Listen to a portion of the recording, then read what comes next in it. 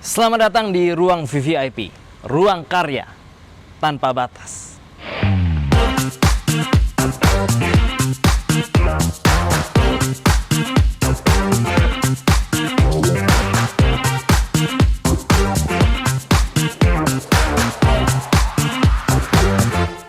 Teman-teman, ketika kita melihat sebuah pementasan, yang kita saksikan adalah sesuatu yang sudah sangat teratur, sudah sangat rapi, dan semuanya sudah ada pada tempatnya.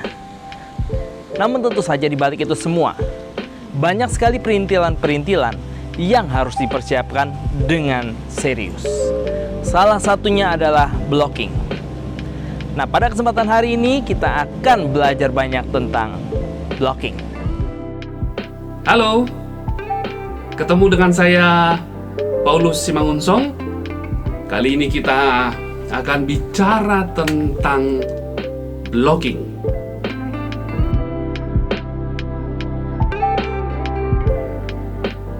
Kalian mungkin atau pasti sih kalau sudah orang yang bergerak di dunia kesenian, utamanya teater, pasti pernah mendengar kata blocking. Apa sih artinya blocking? Sering salah memaknai blocking ini. Beberapa kali saya ketemu ketika ditempatkan seorang pemain, lalu ada orang di belakangnya, penonton ada di sebelah sana ya, di hadapan saya. Mereka mengatakan, "Hey, awas, kamu blocking." Ini bukan blocking, menutupi ini bukan blocking. Ini adalah overlap, gitu ya. Jadi, apa sih artinya blocking? Blocking itu adalah penempatan aktor atau aktris atau objek-objek yang dibutuhkan untuk mendukung pertunjukan di atas panggung. Nah, penempatannya harus bagaimana? Blocking itu harus bagaimana? Sudah pasti penonton menginginkan blocking yang menarik. Menarik maksudnya penonton itu akan bisa tidak bosan. Kemudian dia makin mengerti ceritanya. Artinya blocking itu tuh harus justru menguatkan pesan atau menguatkan teks atau menguatkan dialog. Jangan sampai blocking itu justru membuat bermacam-macam fokus, bermacam-macam pergerakan yang justru mengganggu penyampaian pesan dari naskah. Atau justru dialognya menjadi kabur hanya karena pergerakan pemain. Nah, itu seorang sutradara atau seorang pemain harus betul-betul mengikuti blocking yang sudah ditentukan. Atau ketika sutradara menunjuk berpindah dari satu titik A ke titik yang lain, ke titik B misalnya, maka itu harus dipatuhi. Tetapi pergerakan itu bisa diisi, nanti akan masuk pada tahapan detail gitu ya. Jadi biasanya sutradara kan mengarahkan kita untuk, oke, kamu jalan dari sini ke sini. Nah, ketika jalan itu nanti, ketika kita sudah hafal teks, hafal naskah, hafal dialog, itu bisa saja menjadi berlari, atau jalan dulu baru berhenti baru jalan lagi, atau jalan cepat, lambat, lalu sampai di posisi B. Nah, itu variasi itu nanti tergantung dari tujuan dari blocking itu apa. Tujuan diarahkan ke sana tuh apa. Nah, kalau melihat berbagai hal tadi, ternyata dari jalan saja dari A ke titik B itu bisa bervariasi. Nah, blocking juga sebetulnya harus bervariasi. Kenapa demikian? Kita harus sadar bahwa kalau penonton di bioskop misalnya, penonton di depan TV misalnya, mereka tidak bergerak, tetapi mereka bisa melihat berbagai sudut pandang yang berbeda karena kamera bergerak.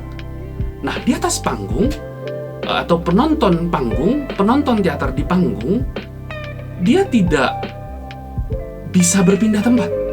Jadi penonton akan di satu tempat, maka yang harus menyesuaikan adalah pergerakan yang ada di atas panggung. Jadi jangan sampai blocking itu menjadi berat sebelah. Karena seluruh kegiatan, seluruh pergerakan, seluruh dialog dilakukan di satu tempat, di bagian kiri saja misalnya. Ya, bisa saja dia melebar menjadi berpindah ke kanan atau menjadi memakai keseluruhan panggung. Tetapi berat sebelah di sini bukan berarti Pokoknya seluruh adegan harus diisi dari awal sampai akhir, semua harus dipakai panggungnya. Jadi lampunya terang ke seluruh area. Lalu kalau ada blocking di rumah, semua rumahnya dipakai sampai dari sudut A ke sudut B. Tidak juga sebetulnya. Jadi seimbang ini bisa saja antar adegan. Misalnya adegan 1 rumah si A di sini. Lalu adegan 2, 3 atau 4 atau 5 atau seterusnya rumah si B menjadi di sini. Nah, itu akan seimbang. Jelas ya? Mudah-mudahan mengerti. Jadi balik lagi, apa sih blocking? Blocking adalah penempatan pemain, aktor atau aktris di atas panggung dan perpindahan tempatnya dan pergerakannya. Ya, supaya penonton tidak bosan ya berarti harus bervariasi. Kemudian disebut sebagai blocking yang baik itu apa? Catatannya adalah dia harus seimbang, tadi sudah saya sebutkan sekilas. Kemudian dia harus utuh.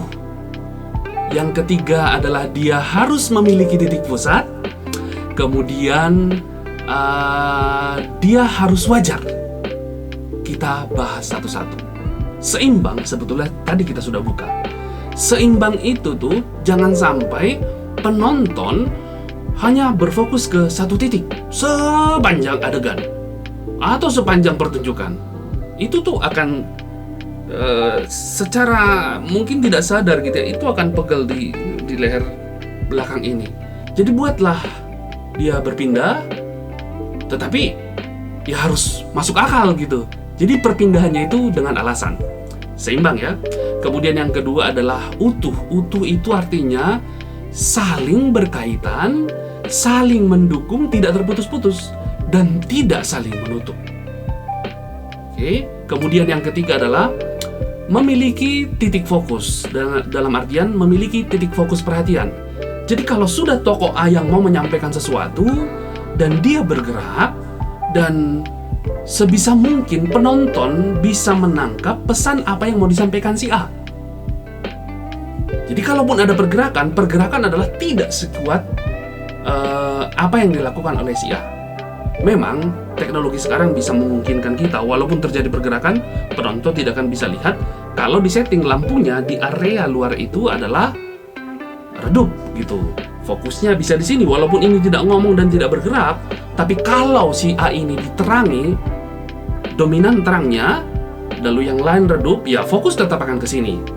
Tapi kita bayangkan saja lampunya general, artinya umum, semua diterangi dengan intensitas cahaya yang sama, maka sebisa mungkin ketika terjadi fokus di A dan lawan bicaranya atau partner bicaranya, maka yang lain minim geraknya, kecuali dibutuhkan untuk mendukung pertunjukan. Gitu ya, misalnya ketika mereka bicara lalu tiba-tiba datang, ini nih raja nih misalnya, datang prajurit melapor bergerak tiba-tiba. Nah, itu memang dibutuhkan karena penonton harus diberi surprise gitu. Ketika ada gerakan tiba-tiba dan bunyi tiba-tiba, penonton akan langsung melihat, atau dia datang dari sana, langsung penonton mengarahkan fokusnya ke sana. Karena perhatian atau titik fokus sekarang sedang ke prajurit untuk sementara. Kemudian dia wajar. Ya wajar itu artinya ada alasan.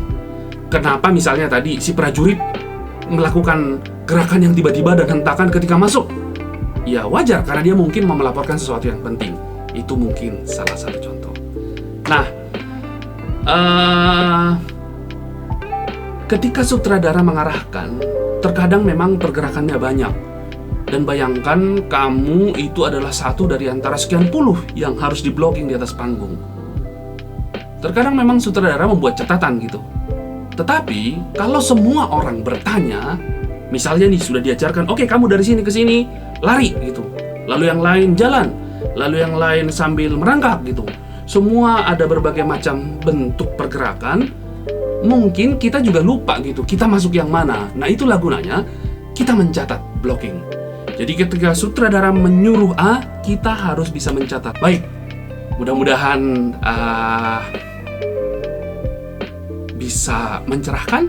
Mudah-mudahan, kalaupun ilmu ini sudah dia punya, mudah-mudahan bisa setidaknya mungkin sudah pernah tahu lalu lupa, lalu mudah-mudahan ini bisa mengingatkan kembali. Ya, tidak ada ilmu yang sempurna karena sebetulnya kita tetap bertumbuh. Berdasarkan pengalaman kita akan tambah ilmu, berdasarkan ketemu orang kita akan tambah ilmu. Terima kasih, sampai ketemu, saksikan video berikutnya. Dadah. Sebuah pementasan tentu saja tidak hanya berkata tentang aktor, tentang lighting, dan juga tentang naskah. Bukan cuma itu. Blocking adalah salah satu hal terpenting dalam sebuah pertunjukan panggung. Dengan blocking yang bagus, tentu saja kita akan mendapatkan hasil yang maksimal. Untuk itu, pelajari dengan baik dan pastikan Anda bisa menguasai semua gerakan-gerakan Anda di panggung.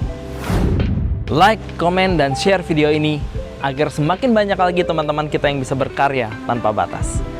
Dan ingat, subscribe channel ini. Thank you.